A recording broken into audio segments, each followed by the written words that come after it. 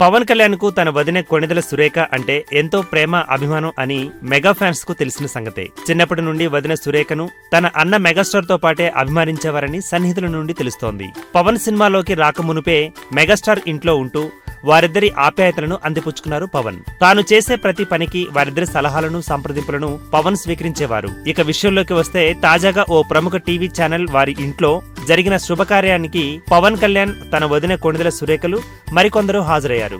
ఈ సందర్భంగా తన వదిన సురేఖ చేతిలో చిన్న బ్యాగ్ ను వెంట తెచ్చుకుంది. ఫంక్షన్ కు హాజరైన అతిథులు తాగేందుకు డ్రింక్స్ ను అందించగా పవన్ కళ్యాణ్ తన వదిన సురేఖ చేతిలోని చిన్న బ్యాగ్ ను తాను తీసుకుంటూ వదినమ్మ డ్రింక్స్ తాగేలా హెల్ప్ చేశారు. బ్యాగ్ ను సుతారంగా వదిన చేతి నుంచి తీసుకుని తనపై ఉంచుకొని ఆమెకు మరింతగా సపరీలు చేశారు పవన్.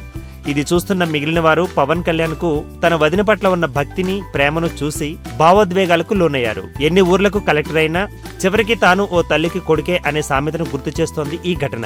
ఇక ఈ పిక్స్ చూసిన చాలా మంది ఫ్యాన్స్ షేర్ చేసుకుని తమ సంతోషాలను మిగిలిన వారితో పంచుకుంటున్నారు. ఈ వీడియో గనుక మీకు నచ్చినట్టయితే లైక్ చేయండి, షేర్ చేయండి, సబ్స్క్రైబ్ చేసుకోండి.